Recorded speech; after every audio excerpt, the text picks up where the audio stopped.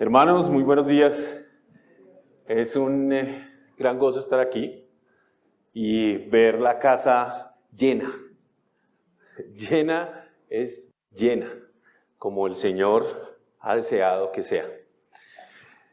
Y antes de llegar hasta acá, no tenía una ilustración para arrancar con el sermón. Pero esta es la ilustración. Usted y yo estamos aquí porque se pagó un precio altísimo, altísimo, un precio de sangre para que estemos acá. Ni usted ni yo estamos aquí porque hayamos hecho algo suficiente, ni siquiera su esfuerzo al madrugar, ni el esfuerzo en guardar fielmente. Muchas de las cosas que guardamos son suficientes. Y el Señor sabía esto. Y sabiamente pagó el precio para que usted y yo podamos venir hoy acá.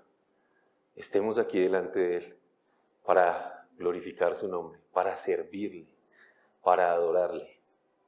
Eso es maravilloso.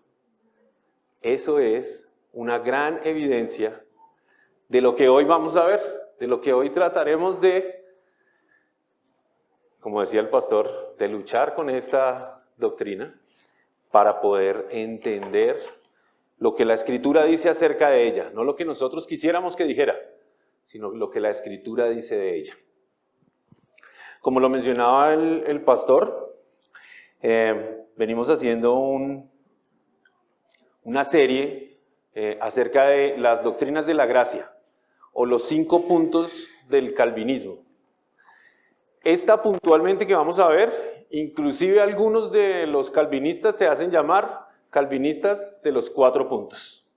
Es decir que puede ser un poco difícil, pero lo que tenemos la certeza es que la Escritura la afirma.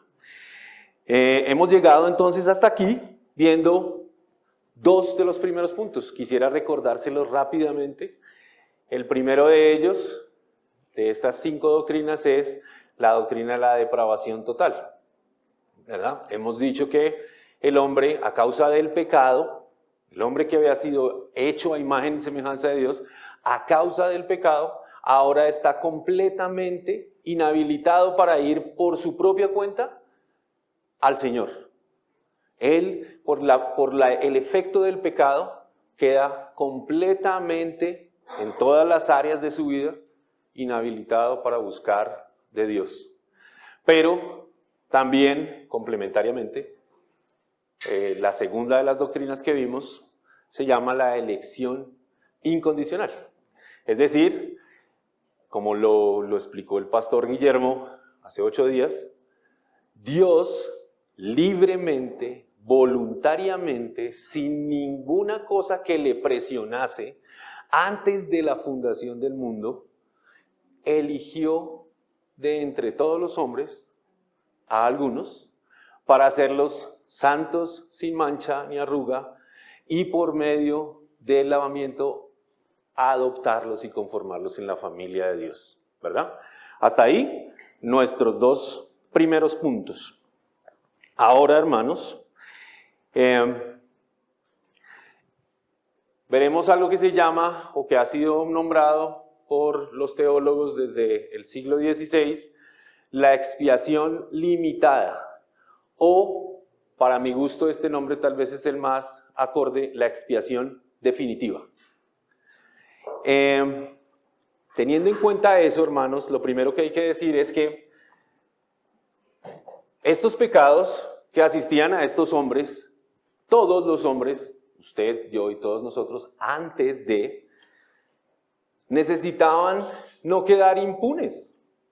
Un Dios santo y justo como nuestro Dios no podía dejar esos pecados impunes. Impunidad es que no haya un pago por ella, que no se satisfaga la ley que demandaba el pago de esos pecados. Así que el Señor, Dios, determinó que esos pecados, para el pago de esos pecados, se enviase a Cristo a expiarlos.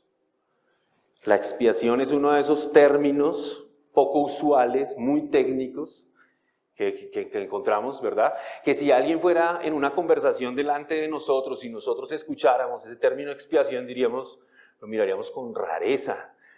Sería difícil, ¿verdad? Para nosotros inmediatamente dar un significado a, a la palabra.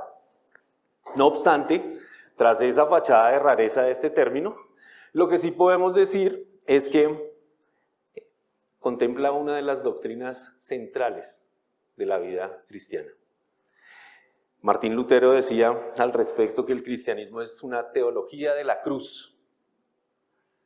La cruz es el lugar de la expiación. Es el símbolo que nos recuerda el pago de por nuestros pecados.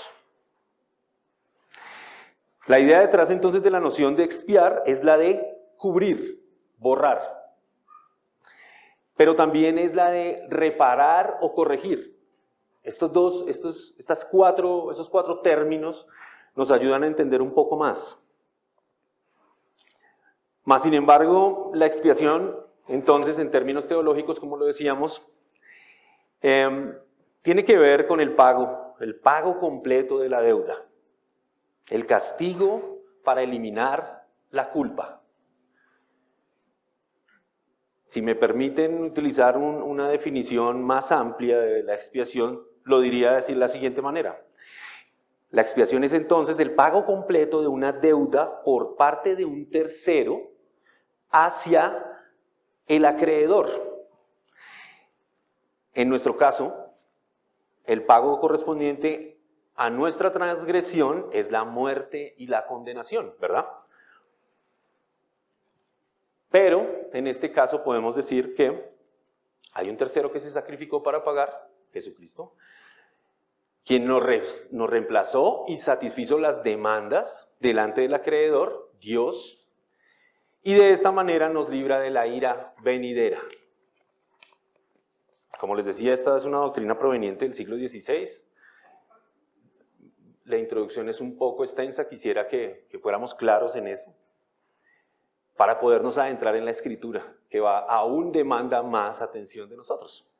Esta doctrina, como hemos visto entonces en la serie, es tal vez una de las más controvertidas, de las más controversiales, de las que implica mucha mayor atención a la Escritura,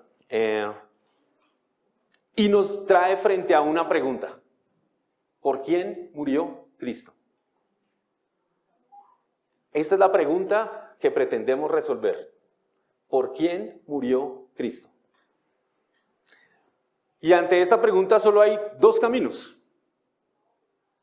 Por un lado está, como lo mencionase en su momento Jacobo Arminio, el que Cristo murió por todos los hombres, haciendo solamente en su obra posible la salvación, dejando entonces al hombre libre para elegir voluntariamente a Cristo y así alcanzar la salvación. El otro camino que nos deja es que Cristo no murió por todos los hombres. Cristo murió solamente por los suyos.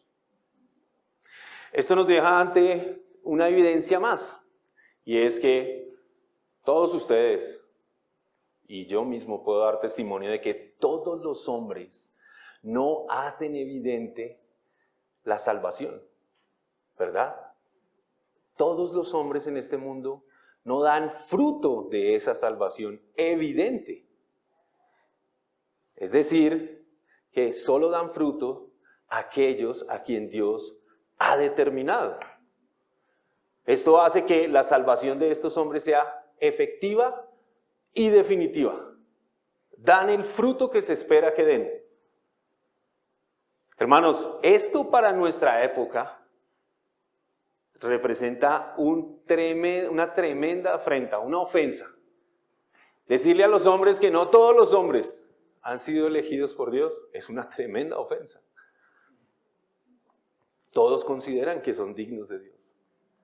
Pero usted, yo y todos los que estamos en este lugar, como todos los que están en el mundo hoy celebrando el Día del Señor, sabemos que no somos dignos. Estamos aquí por su gracia. Y en eso podemos gozarnos y descansar. Así que teniendo en mente el significado de esta doctrina, quiero pedirle que me acompañe a orar. Voy a organizarme primero con este desorden y ya oramos. Amado Señor, yo te pido, Dios, hoy que tengas misericordia de mí, Señor. Que a través de tu Espíritu me asistas y nos asistas a todos, Dios, para comprender a la luz de tu palabra la gran obra que has hecho por nosotros. Señor, ayúdanos, Dios mío, a través de tu palabra a ver con claridad, Señor, el propósito de tu obra. Ayúdanos a ver con claridad, Señor, el fin de tu obra. Dios, ayuda a nuestros corazones sedientos de ti, Señor. Te pedimos, Dios, hoy que tu palabra sea refresco, Señor, que sea alimento suficiente, Señor, para nuestras almas. Y que nos haga perseverar, Dios mío. Perseverar con gozo, con esperanza, Señor, sabiendo que tu obra es definitiva para los tuyos, Dios mío. Descansamos en ti, Señor. Te pido por mis hermanos, Señor, para que ayudes a sus corazones y a sus mentes, Señor, a recibir y atesorar, Señor, la Escritura, tu palabra, Dios, para el bien de sus almas y para la gloria tuya, Señor. Por los méritos de Cristo te pedimos esto, Señor. Amén. Hermanos, acompáñenme entonces a el texto que será nuestra base hoy para estudiar esta verdad. Hebreos 9, versos 11 al 23. Antes de dar lectura, quisiera ponerlos en contexto de la carta a la que vamos a abordar. En primer lugar, el libro de Hebreos está dirigido, a 3 grupos de personas. Por un lado, los creyentes en Cristo. Por otro lado, los no creyentes que tenían un conocimiento y una aceptación intelectual de los hechos de Cristo. Y por otro lado, los que evidentemente no eran creyentes y que a la postre rechazarían a Cristo. La carta fue escrita alrededor del año 65 después de Cristo. Se cree esto porque una de las evidencias es que el escritor de la carta estaba luchando con aquel afán de los judíos por regresar a los ritos y las tradiciones. El templo aún no había sido destruido. El templo vino a ser destruido en el año 70 después de Cristo. El propósito de la carta, y esta frase que voy a leer literal, del doctor Walter Martin, me pareció sumamente importante para lo que vamos a ver hoy. El libro de Hebreos fue escrito por un hebreo para los hebreos, diciéndoles que dejaran de actuar como hebreos. Hermanos, dice de la siguiente forma el texto. Pero cuando Cristo apareció como sumo sacerdote de los bienes futuros, a través de un mayor y más perfecto tabernáculo no hecho con manos, es decir, no de esta creación, entró al lugar santísimo una vez para siempre, no por medio de la sangre de machos cabríos y de becerros, sino por medio de su propia sangre, obteniendo redención eterna. Porque si la sangre de los machos cabríos y de los toros y la ceniza de la novilla rociadas sobre los que se han contaminado, santifican para la purificación de la carne, cuánto más la sangre de Cristo, quien por el Espíritu Eterno, Él mismo se ofreció sin mancha a Dios, purificará nuestra conciencia de obras muertas para servir al Dios vivo. Por eso Cristo es el mediador de un nuevo pacto, a fin de que habiendo tenido lugar una muerte para la redención de las transgresiones que se cometieron bajo el primer pacto, los que han sido llamados reciban la promesa de la herencia eterna. Porque donde hay un testamento, necesario es que ocurra la muerte del testador. Pues un testamento es válido solo en caso de muerte, puesto que no se pone en vigor mientras vive el testador. Por tanto, ni aún en el primer pacto se inauguró sin sangre. Porque cuando Moisés terminó de promulgar todos los mandamientos a todo el pueblo, conforme a la ley, tomó la sangre de los becerros y de los machos cabríos, con agua y lana escarlata e hisopo, y roció el libro mismo y a todo el pueblo, diciendo: esta es la sangre del pacto que Dios les ordenó a ustedes. De la misma manera roció con sangre el tabernáculo y a todos los utensilios del ministerio. Y según la ley, casi todo ha de ser purificado con sangre, y sin derramamiento de sangre no hay perdón. Por tanto, fue necesario que las representaciones de las cosas en los cielos fueran purificadas de esta manera, pero las cosas celestiales mismas con mejores sacrificios que estos. Porque Cristo no entró en un lugar santo hecho por manos, una representación del verdadero, sino en el cielo mismo, para presentarse ahora en la presencia de Dios por nosotros, y no para ofrecerse a sí mismo muchas veces como el sumo sacerdote entra al lugar santísimo cada año con sangre ajena. De otra manera, a Cristo le hubiera sido necesario sufrir muchas veces desde la fundación del mundo, pero ahora una sola vez en la consumación de los siglos se ha manifestado para destruir el pecado por el sacrificio de sí mismo. Y así como está decretado que los hombres mueran una sola vez y después de esto el juicio, así también Cristo, habiendo sido ofrecido una vez para llevar los pecados de muchos, aparecerá por segunda vez, sin relación con el pecado, para salvación de los que ansiosamente lo esperan. Amén. Después de leer esto hay que respirar nuevamente.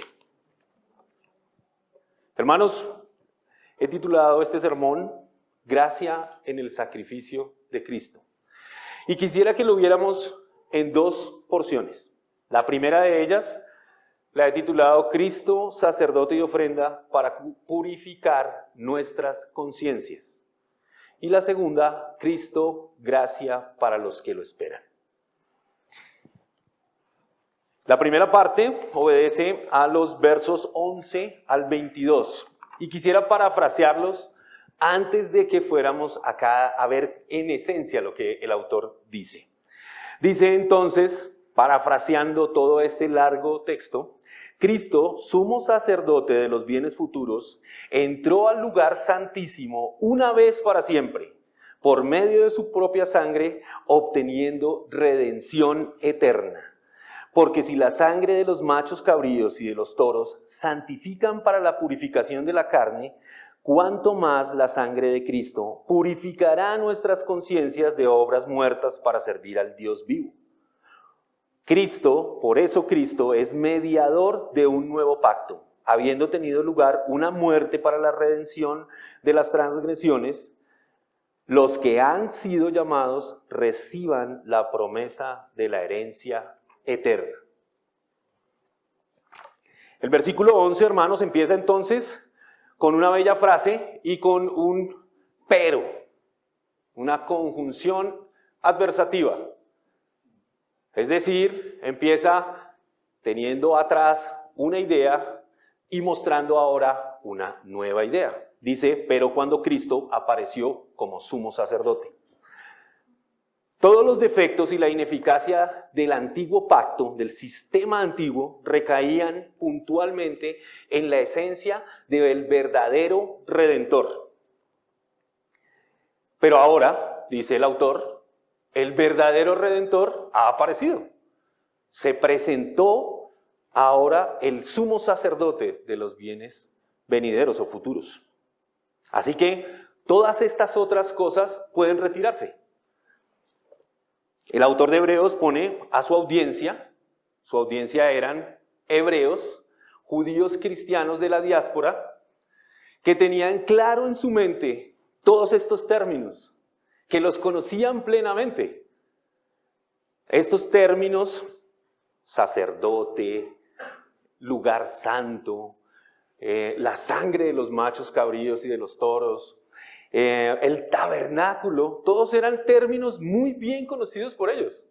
Ellos sabían su significado, lo tenían muy presente. Y por eso el autor acude a esos términos, para hacerles entender ahora lo que implica este nuevo pacto. Es una forma gráfica de llegar a su audiencia.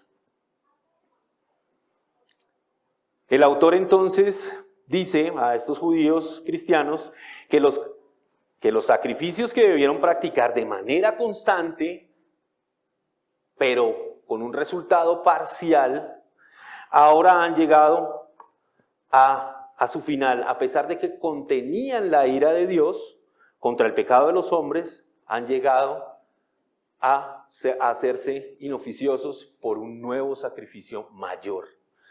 Dice el apóstol Pablo en el libro de Romanos 3, capítulo 3, versos 25 al 26, si usted está tomando nota, voy a seguir adelante, los textos van a estar en nuestra pantalla que nos ayuden, pero tome nota por favor. Dice, el apóstol Pablo dice, a quien Dios exhibió, refiriéndose a Jesús, a quien Dios exhibió públicamente como propiciación por su sangre a través de la fe, como demostración de su justicia, porque en su tolerancia Dios pasó por alto los pecados cometidos anteriormente para demostrar en este tiempo su justicia a fin de que Él sea el justo y sea el que justifica al que tiene fe en Jesús. Hermanos, el libro de Levíticos va a ser una gran ayuda para nosotros de forma gráfica. ¿Por qué? El libro de Levíticos contiene una serie de mandatos, de normas, de estatutos respecto de todos estos sacrificios y ceremonias.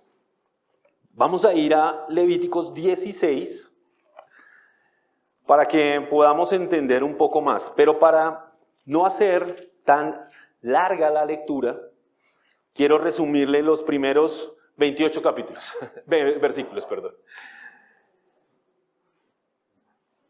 Se titula entonces este capítulo El día de la expiación y contiene los mandatos del Señor para este día, las normas. Dice entonces, Aarón, el sacerdote, en el día de las expiaciones, no estoy leyendo, estoy haciendo un resumen para que vayamos más rápidamente a esto. En el día de las expiaciones, después de toda la labor preliminar que debía hacer por su propia debilidad, es decir, por su flaqueza, recogía la sangre del macho cabrío sacrificado en el altar de los holocaustos.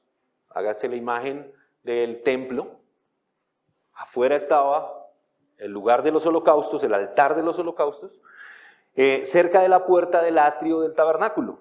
Y luego atravesaba el atrio para adentrarse en el lugar santo a través de la cortina hermosa que cubría la entrada. En aquel día el templo estaba solo, no había nadie allí. El sacerdote no debía parar, sino debía continuar, proseguir casi que temblando, sabiendo hacia dónde se adentraba, llevando esta preciosa carga, la sangre del sacrificio, hacia el velo, dentro del cual subían nubes de incienso. Levantaba el velo y se hallaba enfrente del arca, donde se manifestaba la gloria de Dios. Su cometido, el del sacerdote, era el de meter la sangre, la vida del sacrificio, en el arca donde Dios se manifestaba. Adentro del velo, esparciéndola 7 veces delante de él y sobre el propiciatorio. Así, el símbolo de la muerte expiatoria se presentaba en la presencia de Dios y respondía por las iniquidades del pueblo. En este lugar no había asiento al lado de este trono, pues la obra nunca terminaba.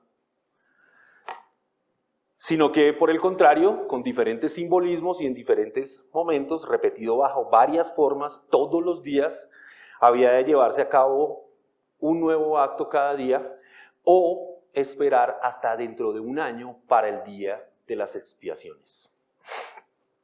Termina entonces nuestro capítulo diciendo, en los versos 29 al 31, y esto, lo que acabamos de referir, Será para ustedes un estatuto perpetuo en el mes séptimo, a los 10 días del mes. Humillarán sus almas y no harán obra alguna, ni el nativo ni el extranjero que reside entre ustedes, porque en este día se hará expiación por ustedes para que sean limpios.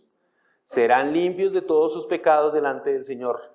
Será para ustedes día de reposo, de descanso solemne, para que humillen sus almas. Este es estatuto perpetuo. Esta es la imagen que el autor del libro de Hebreos le recuerda ahora a este pueblo. Esto era lo que sucedía. Esta era la expiación. Pero ahora el autor de Hebreos continúa mostrando a Cristo en esta obra. Y lo muestra no como Jesús el Hijo de Dios, sino lo muestra como Cristo, lo menciona como Cristo, pero cuando Cristo apareció. Y esto no es algo que deberíamos pasar por alto. Al mencionarlo como Cristo, recuerda que Él es el Mesías, aquel cuya venida el pueblo aguardaba. Y declara que la llegada de Cristo sin duda ya ha tenido lugar. En este momento se lo declara al pueblo. Puesto que Cristo se ha hecho presente, dice, como sumo sacerdote, sacerdote de los bienes futuros. Es decir, ¿cuáles son esos bienes futuros? Menciona más adelante el autor, y ya lo veremos, dice la purificación de la conciencia y también la confianza para acercarse ahora a Dios. Estas no habían sido provistas, no cuando el autor escribe la carta, sino antes de la expiación que está mencionando. Con la expiación, la obra de Cristo, entonces estas bendiciones son provistas al pueblo. Estas bendiciones que son provistas por lo que se hace en el tabernáculo. ¿En cuál tabernáculo? Uno no hecho de manos, dice el autor. Es decir, no como aquel que tuvo que hacer Moisés, no como aquel que se menciona en Levítico, sino en el tabernáculo celestial, en el mismo cielo. Menciona el verso 24 también del texto que estamos viendo. Una de las características del escritor de la carta de Hebreos es su repetición constante de algunos temas. Al leer la carta vemos que en el versos antes ya había mencionado algunos de los temas que ahora vuelve a mencionar y va profundizando cada vez más en estos temas. Pero además Cristo se presentó, además de presentarse como el sumo sacerdote, el modelo de todo el sacerdocio humano, también ofreció su sangre, no la de machos cabríos ni de toros, sino que ofreció su propia sangre, algo que hace diferencia entre el sacerdocio humano y el sacerdocio de Cristo, porque al sacerdote no se le exigía presentar su propia sangre. Solamente Cristo lo podía hacer. Es decir, con este acto, lo que nos está diciendo el autor de Hebreos, lo que le dice a su audiencia, es que Cristo ha proporcionado y ha asegurado una redención completa, una liberación eterna para nosotros. Y esta cláusula resume el propósito de la muerte sacrificial de Cristo. Cristo murió para liberar, para pagar efectivamente la redención de los suyos. Continuando con el texto, dice el autor entonces, nos deja frente a una pregunta. Verso 14. ¿Cuánto más la sangre de Cristo, quien por el Espíritu Eterno, Él mismo se ofreció sin mancha a Dios, purificará nuestras conciencias de obras muertas para servir al Dios vivo? Hermanos, aunque el pueblo guardara fielmente todas las ceremonias, todos los rituales, aunque siguiera fielmente la ley, estas no podían cambiar su conciencia. No podían calmar la conciencia culpable, ni dar perdón total a sus pecados. Y la conciencia es mencionada en la Escritura y discutida frecuentemente entre nosotros, ¿verdad? Hemos tenido la oportunidad, algunos de nosotros en los grupos zonales, haciendo ahí un recorderis y una invitación a que usted participe de ellos, de poder discutir algunos de estos temas. Recientemente lo hacíamos con algunos hermanos en el grupo zonal acerca de la conciencia. Y menciona John MacArthur al respecto de la conciencia, dice, es un sistema de advertencia que Dios ha dado a la humanidad para que reaccione al pecado y produzca acusación moral y culpa que no pueden ser aliviadas sino por la obra de Cristo. La sangre de Cristo limpia la conciencia del pecador para hacer de él, dice el texto, un siervo obediente a Dios. Termina la pregunta diciendo, ¿no limpiará nuestras conciencias para que podamos servir al Dios vivo?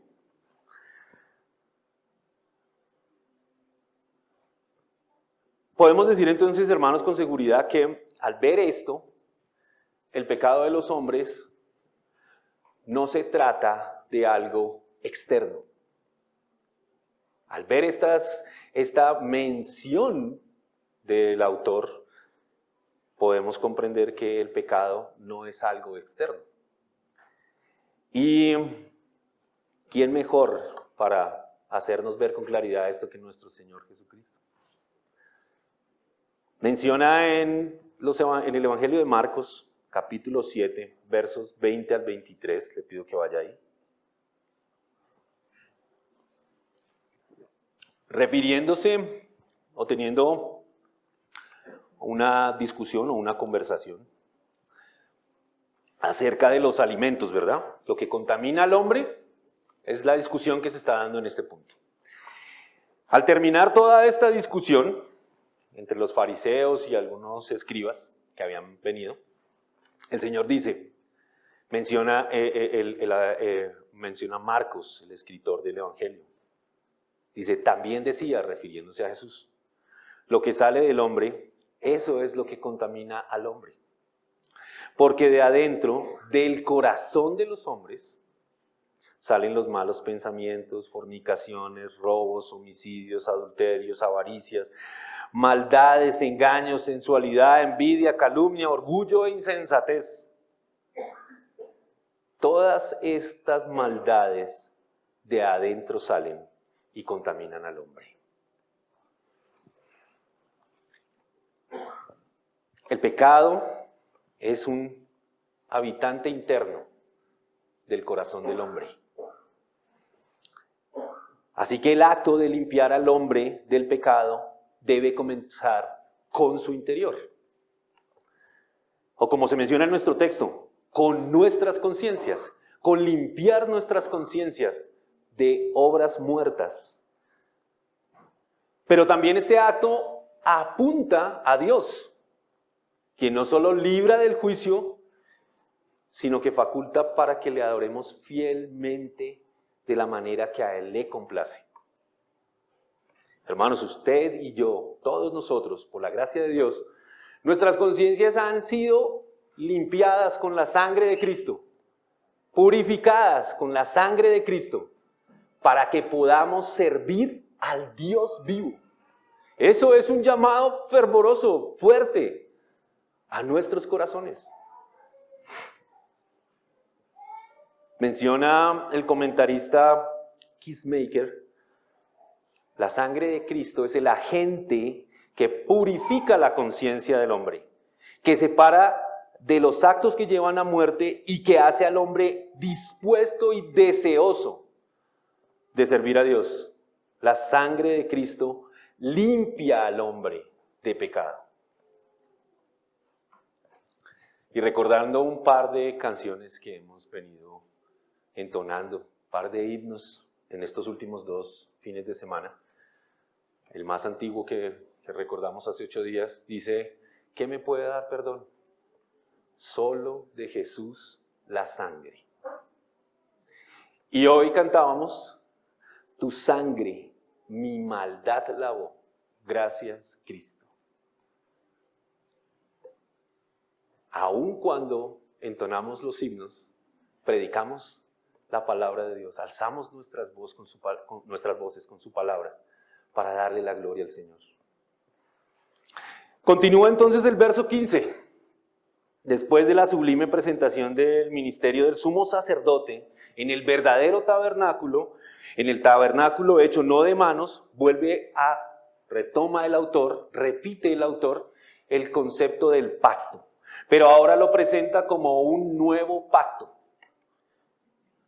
Y dice que se ve como uno que puede tener su eficacia interna y espiritual. Porque se garantiza por un mediador. Este mediador ha tenido una muerte para redención en lugar de las transgresiones de los que pecaron bajo el antiguo pacto. Pero al hablar de la garantía del nuevo pacto, entonces, por medio de Cristo, menciona el autor la idea y el concepto que ya hemos visto acerca de la herencia. Una herencia que Dios ha prometido, haciendo ver que esta promesa de una herencia, puede cumplirse ya a favor de los llamados de Dios. ¿De qué se trata entonces este nuevo pacto que menciona el autor de Hebreos? Jeremías 31, 33, versos 33 al 34. Menciona así el profeta. Podríamos leer desde el verso 30 inclusive. Sino que cada cual por su propia iniquidad morirá. Todo hombre que coma uvas agrias, sus dientes tendrán la dentera. Vienen días, declara el Señor, en que haré con la casa de Israel y con la casa de Judá un nuevo pacto. No como el pacto que hice con sus padres el día que los tomé de la mano para sacarlos de la tierra de Egipto. Mi pacto que ellos rompieron, aunque fui un esposo para ellos, declara el Señor. Verso 33. Porque este es el pacto que haré con la casa de Israel después de aquellos días, declara el Señor.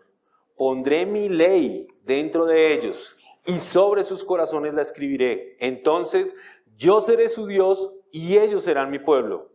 No tendrán que enseñar más cada uno a su prójimo y cada cual a su hermano diciéndole, conoce al Señor, porque todos me conocerán, desde el más pequeño de ellos hasta el más grande, declara el Señor. Pues perdonaré su maldad y no recordaré más su pecado.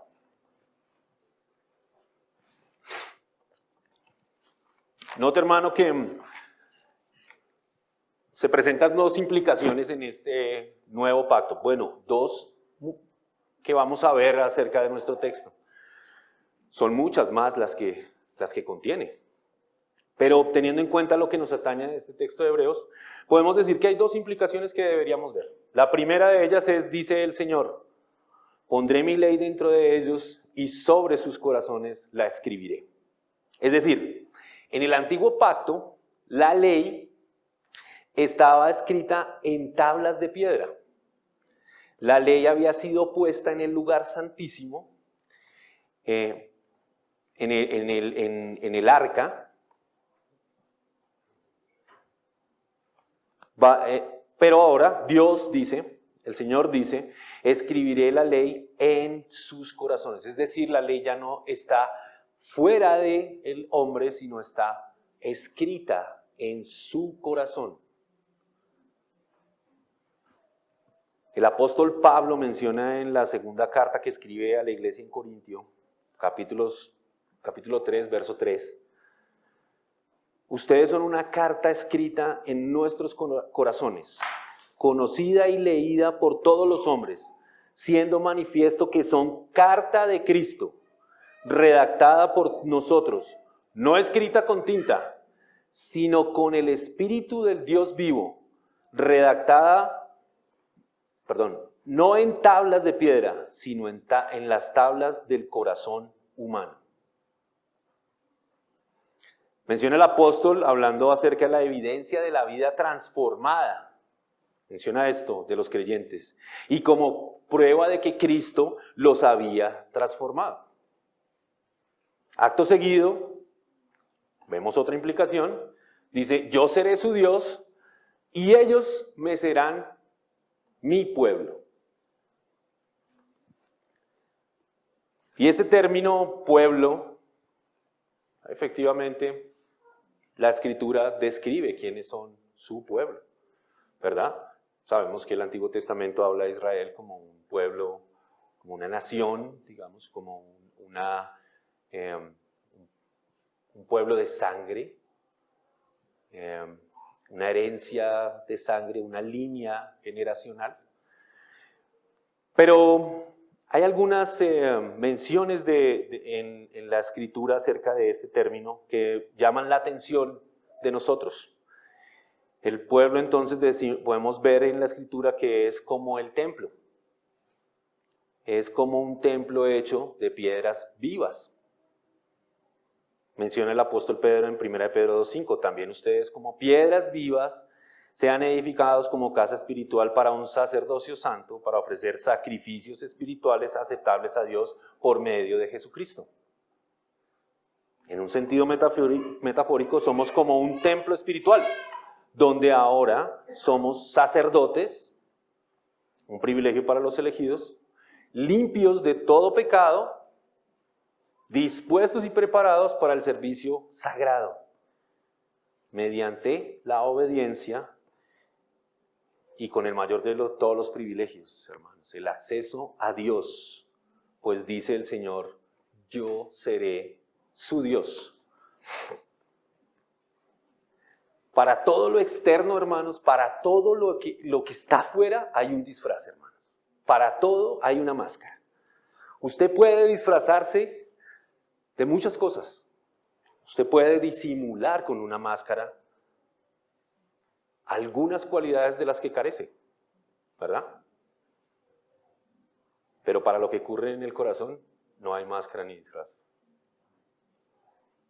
Para lo que sucede en nuestras conciencias, no hay máscara, no hay disfraz. Usted no puede dormir cuando ha tratado de poner una máscara a su conciencia. Su conciencia clama por eso. Le reclama a usted, como lo mencionábamos de la cita de John MacArthur. Es como un testigo que alerta al hombre y lo culpa. Le dice, eso no es así. Pero posteriormente continúa el autor de Hebreos y se vale entonces de dos ilustraciones para hacernos entender esto que está sucediendo de una manera todavía aún más gráfica. Y él menciona, por un lado, el tema legal. No es muy común dentro de nosotros, de nuestra sociedad, pero sí todos hemos escuchado el término testamento, ¿verdad? Todos hemos escuchado qué es un testamento. Todos sabemos que el testamento contiene la relación de unos bienes que son heredados por alguien al quien se le determina por parte del testador. Los términos pueden ser no muy comunes. El testador es quien escribe el testamento. Y el beneficiario, pues obviamente va a recibir la herencia. Pero menciona el autor de la carta de Hebreos que para que entendamos un poco las implicaciones de lo que es el testamento, que además, para recordar, es la misma palabra que se utiliza para pacto. Recuerda entonces que el testamento usted no lo puede cobrar cuando el testador esté vivo. Mientras el testador está vivo, el testamento es una carta en un sobre. Cuando el testador muere, el testamento se hace efectivo. Menciona entonces de esta forma el autor de Hebreos. Dice, porque donde hay un testamento, necesario es que ocurra la muerte del testador. Pues un testamento es válido solo en caso de muerte, puesto que no se pone en vigor mientras vive el testador. Por tanto, ni aún en el primer pacto, para reflejar la similitud en el sacrificio, ni siquiera este se inauguró sin sangre, sin un sacrificio. Volvemos al punto que iniciamos. El mayor problema era que no había aún en el antiguo pacto el verdadero redentor, el verdadero y suficiente sacrificio. Pero ahora se ha presentado. Y recuerda también por una ilustración, el autor de Hebreos, una ilustración que era más común también para su audiencia primaria, y es que, ¿cómo sucedió entonces que Moisés hizo al promulgar la ley? Dice entonces que al promulgar la ley tomó la sangre de los becerros y los machos cabríos con agua y lana escarlata y hisopo y la roció al mismo pueblo y al libro, y diciendo que esta es la sangre del pacto que Dios les ordenó a ustedes. De la misma manera roció con sangre el tabernáculo y todos los utensilios del ministerio. Y según la ley, casi todo ha de ser purificado con sangre, y sin derramamiento de sangre no hay perdón. Es una ilustración, pero también termina el autor con una afirmación. Sin derramamiento de sangre no hay perdón. Sin el derramamiento de la sangre podríamos referirlo a la muerte. Es una referencia a la muerte. No hay perdón. Sin el sacrificio no hay perdón. Así que, hermanos, esta sangre derramada, como en la segunda ilustración le indica el autor, recuerda la muerte de Cristo y con ella la garantía del cumplimiento. Usted y yo, hermanos, ahora podemos esperar pacientemente el regreso, el cumplimiento de esta garantía. Y esto me lleva a mi segundo punto. Quiero parafrasear los versos 23 al 28 de la siguiente manera. Por tanto, fue necesario que las representaciones fueran purificadas de esta manera, pero las cosas celestiales mismas con mejores sacrificios que estos, porque Cristo entró en el mismo cielo para presentarse en la presencia de Dios por nosotros. Pero ahora, una sola vez en la consumación de los siglos, se ha manifestado para destruir el pecado por el sacrificio de sí mismo, habiendo sido ofrecido una vez para llevar los pecados de muchos, aparecerá por segunda vez para salvación de los que ansiosamente lo esperan.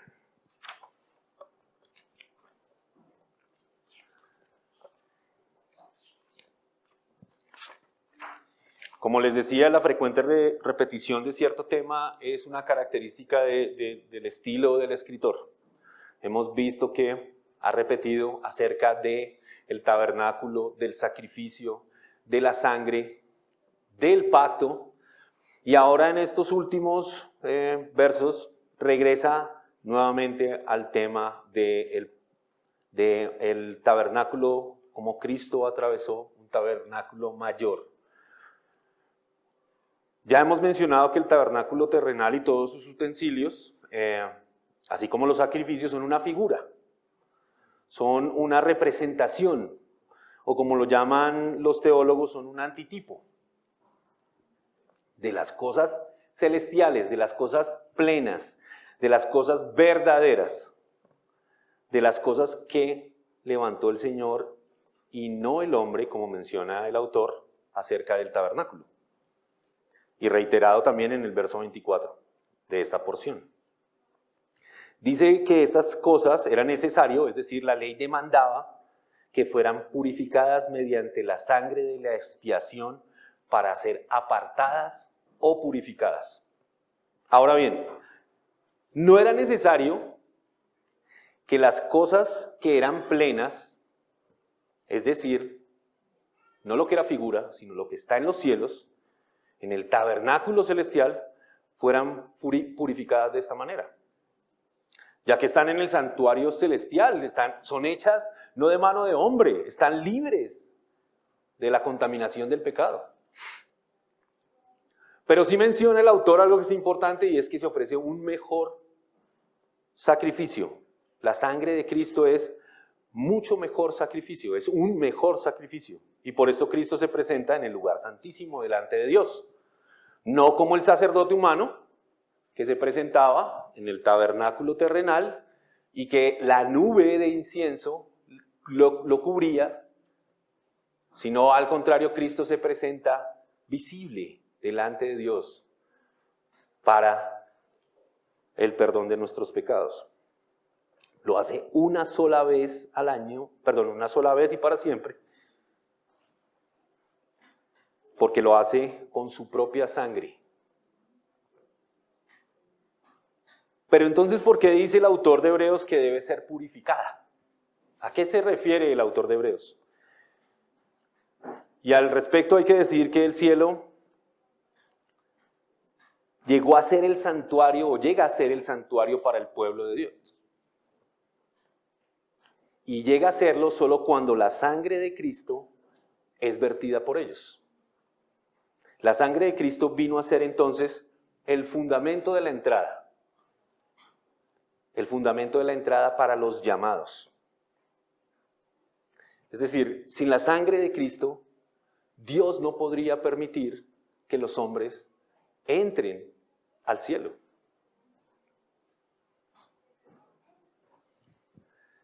Todos hemos escuchado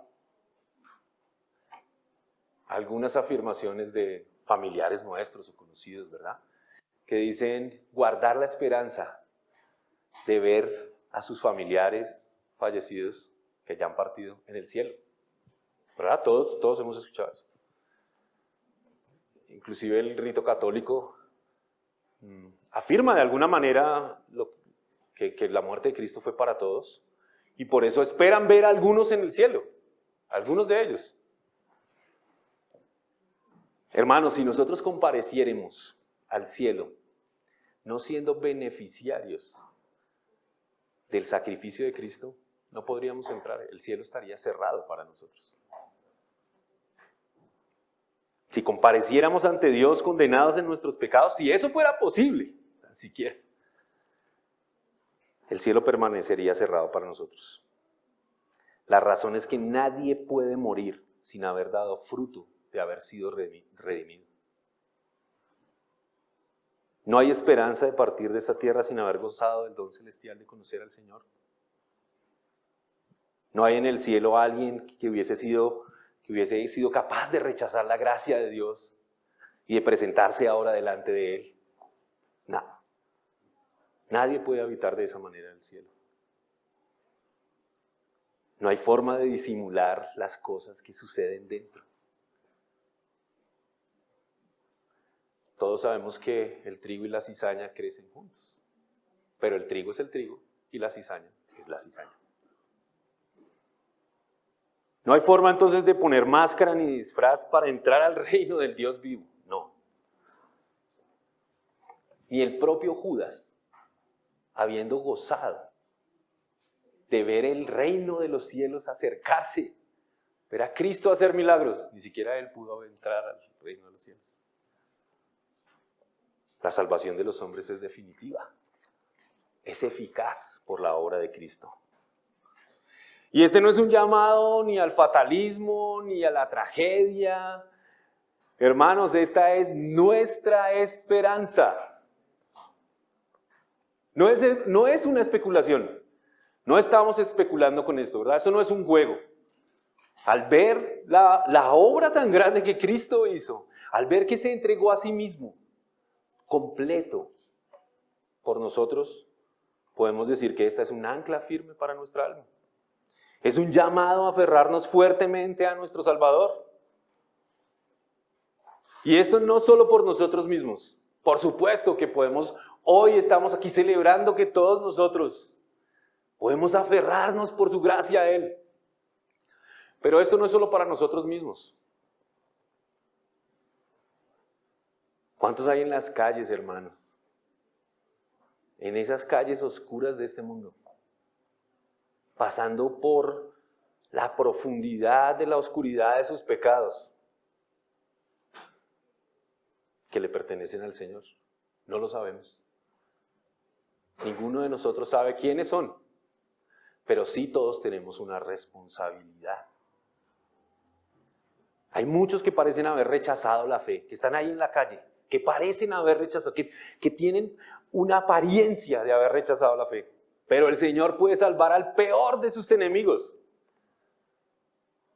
Él puede, en su gracia, hacerlo. La salvación de los hombres, de los que le pertenecen al Señor, de los suyos, de su pueblo, de los elegidos, es segura, hermanos, porque la sangre de Cristo es suficiente. No se necesita más. El autor de Hebreos dice, una vez y para siempre, en el mismo cielo. Esas afirmaciones son certeras a la hora de determinar la efectividad de la expiación. Pero además de esto no es suficiente lo que dice el autor, sino que aún da más. Y dice que el cielo entonces no solo es nuestra morada, sino es el lugar donde muchos, a los que por su sangre le han sido perdonados los pecados, darán testimonio del amor redentivo de Cristo, de su gracia maravillosa y de su poder. Y como dice Juan en el libro de las Revelaciones, en el Apocalipsis, cantando un cántico nuevo, dirán, digno es de tomar el libro y de abrir sus sellos, porque tú fuiste inmolado y con tu sangre compraste para Dios a gente de toda tribu, lengua, pueblo y nación, y los has hecho un reino y sacerdote para nuestro Dios, y reinarán sobre la tierra.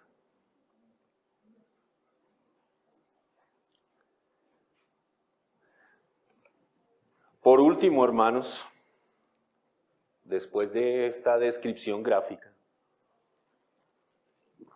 del sacrificio expiatorio de Cristo, y no siendo menos importante, sino lo más relevante para responder a nuestra pregunta de por quién murió Cristo, menciona el autor en el verso 28.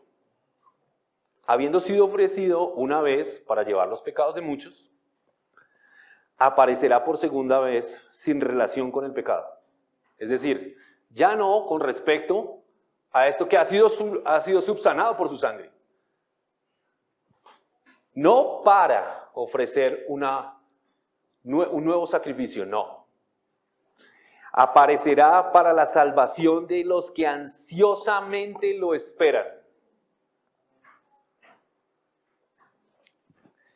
Esta última declaración, dice el autor, habiendo sido ofrecido para llevar los pecados, Cristo no se presenta entonces como un ejemplo para los creyentes, sino mucho más.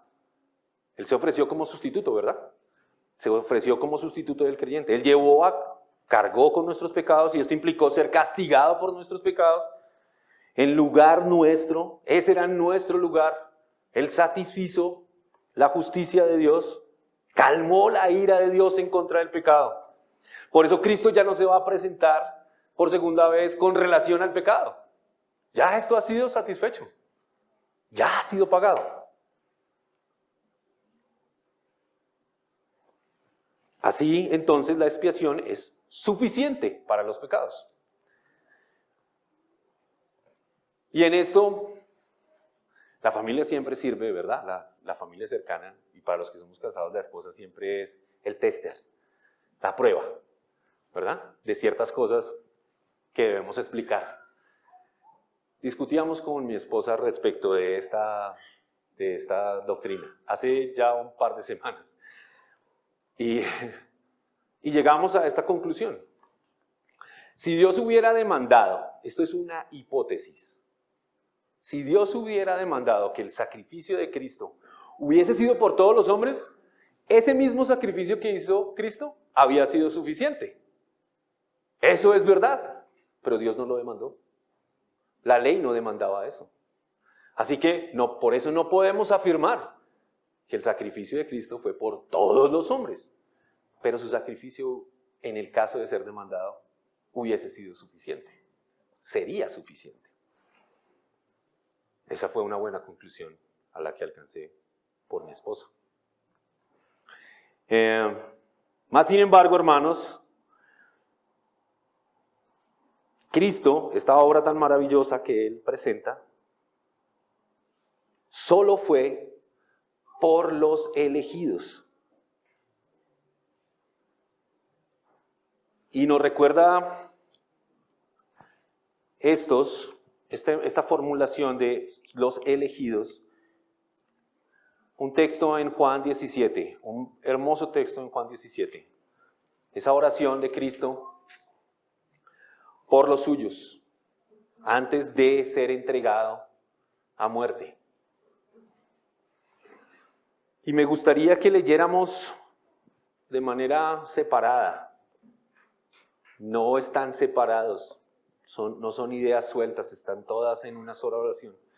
Pero me gustaría que leyéramos 3 versículos que nos ayuden a soportar esto que decimos. El verso 2, el verso 6 y el verso 9 de Juan 17.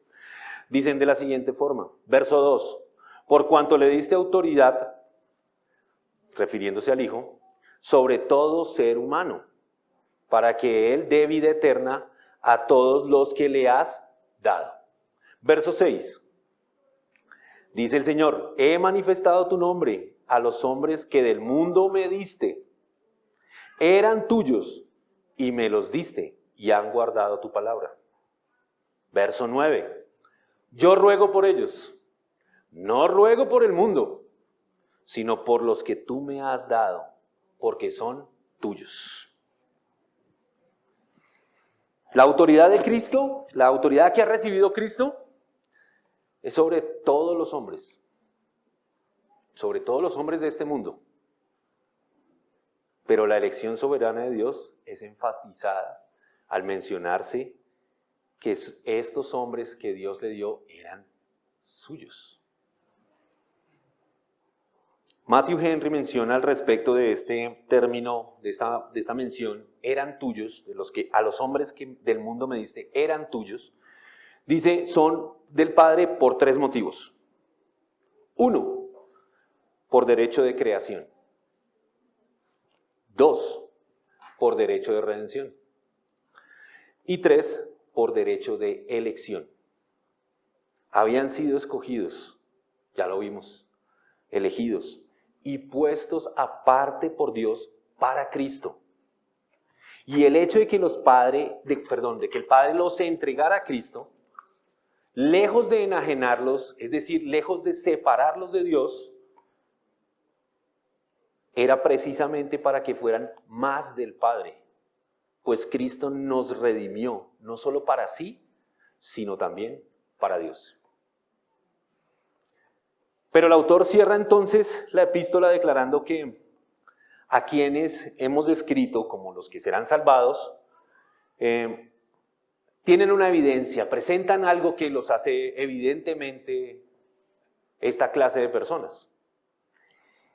Y hay un término bien interesante que se menciona ahí al final del versículo 28, dice, de los que ansiosamente lo esperan.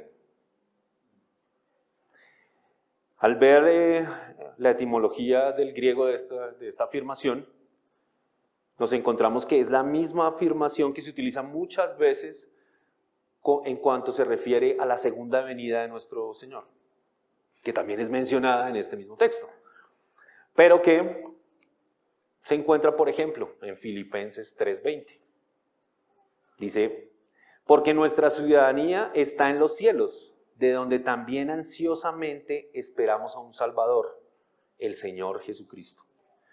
Así que este verbo mencionado en griego, tanto en Filipenses como en hebreo y como en otras partes de la Escritura, sobre todo en el Nuevo Testamento, se refiere a la segunda venida. Este verbo expresa la idea de aguardar con paciencia, pero también con gran expectativa, con gran interés. Estos no solamente esperan, sino que esperan ansiosamente. Esperan con gran interés, con una expectativa mayor que la de todos, por algo. No sé si a usted le ha pasado que esté esperando un regalo. Usted sabe que va a recibir un regalo y lo está esperando. Es como cuando, ahora viendo a algunas de nuestras hermanas aquí, es como cuando usted espera un hijo. Usted sabe que está ahí el regalo, pero usted espera ansiosamente por 9 meses hasta que ese hermoso regalo de Dios sale. Así ansiosamente esperan los que aman al Señor. Al respecto de este término, menciona Juan Calvino en su comentario acerca de Hebreos, dice: la Escritura realmente atribuye esto a los creyentes en común. Dice que buscan la venida del Señor, y este término se les atribuye para distinguirlos de los impíos, quienes, al contrario de los creyentes, temen la venida del Señor. Es decir, que con esto el autor de Hebreos está haciendo una diferencia. Yo sé que muchos, al escuchar esto, entre esta generación, se sentirían profundamente ofendidos. El Señor ha hecho una diferencia. Hay unos que lo esperan ansiosamente y otros temen que Él venga. Pero no un temor reverente como el que tiene el que ansiosamente lo espera, sino un temor que causa muerte, un temor que causa terror. Nosotros no tenemos temor de que el Señor venga. Anhelamos ansiosamente que regrese. ¿Qué podemos concluir entonces, hermanos? ¿Por quién ha muerto Cristo? Por aquellos que ansiosamente esperamos su regreso. Por aquellos que por medio de la fe, que es un don de Dios, creemos en su promesa. Por aquellos que nos regocijamos en ella. Por aquellos que sus conciencias han sido purificadas de obras muertas. Por aquellos que unidos a Cristo conforman la iglesia del Dios vivo. Todas estas cosas, hermanos, son evidencias irrefutables de que no todos los hombres han sido beneficiarios de la expiación. Evidencias que no se pueden simular, que no se pueden disfrazar, a las que nadie podrá poner una máscara. Porque quien espera ansiosamente el regreso de su Salvador sabe que lo hará para juzgar a vivos y a muertos y para reinar eternamente. Y eso es esperanza. Si alguno por primera vez ha escuchado esta formulación, debemos decirle que este es el Evangelio mismo. Es el eje del Evangelio. La muerte sacrificial y vicaria de nuestro Señor en sustitución de nosotros. Es la esencia del Evangelio. Y usted puede estar seguro, usted que lo ha escuchado por primera vez, puede estar seguro de que su muerte es eficaz en aquellos a quien Dios ha traído por medio de su palabra. Usted puede confiar de que Dios pondrá fe en su corazón y ansiosamente aguardará por su venida, junto con hombres y mujeres de toda lengua, raza y nación. Para la iglesia, hermanos, cuán grande es el precio que pagó el Señor. Cuán profundo es el amor de Dios por los suyos. Ofreció a su propio Hijo para cargar mis pecados, sus pecados y los pecados de todos nosotros. Cuán gran responsabilidad nos asiste ahora para vivir como dignos del Evangelio. Como aquellos quienes por su gracia podemos no solo morar eternamente, sino dar el testimonio en el cielo de su gran favor para con nosotros. El Señor nos ha rescatado Sí. Para que nosotros podamos servir al Dios vivo. Y para que nosotros lo hagamos de la manera en la que Él se goza de que lo hagamos. Lo hacemos juntos, en la unidad que la sangre de Cristo nos proporciona. Y cuánto más lo hacemos en la vida de Cristo. Hermanos, pretender formular una expiación universal es una afrenta contra la Escritura. Es una afrenta contra el sacrificio de Cristo mismo. Él murió por los suyos. Si usted hoy está aquí, no es por su propia obra. Si usted está aquí, no es porque usted pagó el precio madrugando. No sacrificó usted un domingo. No sacrificó estar con su familia. Alguien más se sacrificó para que usted pudiera estar aquí hoy. ¿Cómo responderemos a ellos? ¿Cómo le diremos al Señor? Como menciona el autor de Hebreos, cuando estemos en el cielo mismo, donde Cristo hizo el sacrificio, lo haremos cantando un cántico nuevo. Tú eres digno de abrir el libro. Tú eres digno de abrir los sellos. Tú eres el que se inmoló. Y en esto nos gozamos. Oremos, hermanos. Y démosle gracias a Dios porque esta no es una obra menor. Esta es la mayor obra que se ha podido hacer. Démosle gracias a Cristo. Amado Dios, Señor, te damos toda la gloria hoy. Dios, nos presentamos delante tuyo, Señor, dando gracias, Señor, a tu sacrificio. El sacrificio que abrió las puertas efectivamente para todos nosotros, quienes aún siendo enemigos tuyos, Señor, por tu gracia hemos sido acercados, hemos sido traídos delante tuyo, Señor, para adorarte, para exaltarte, Señor. Te damos gracias, Padre Santo, porque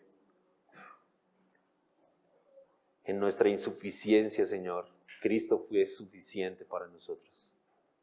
En nuestra debilidad Él fue fuerte, Señor, y cargó con nuestros pecados. Y ahora por su gracia, Señor, podemos gozar del don de estar delante tuyo, de conocerte, Señor. Padre, te pedimos en el nombre de Cristo Jesús que nos ayudes, Dios mío, a perseverar, Señor, por tu gracia. En esta fe, Señor. A perseverar por tu gracia, Señor, en el don maravilloso, Señor, de la salvación. Como si dependiera de nosotros, Señor, pero confiando en que no depende de nosotros. Te pedimos, Señor, que nos ayudes, Dios, también a predicar, Señor, tu palabra, a hablar tu evangelio, Señor, en todo tiempo, para que aquellos que han sido, Señor, elegidos desde antes de la fundación del mundo, escuchen tu palabra, Señor, atiendan a ella y sus corazones, sus conciencias sean purificadas por medio de la sangre de Cristo Jesús. Te damos gracias, Dios mío, en el nombre de Cristo Jesús. Amén. Hermanos, respondamos en adoración. Cantemos con nuestras voces como lo haríamos en el cielo, con pleno pulmón, dando gracias a Cristo por su obra.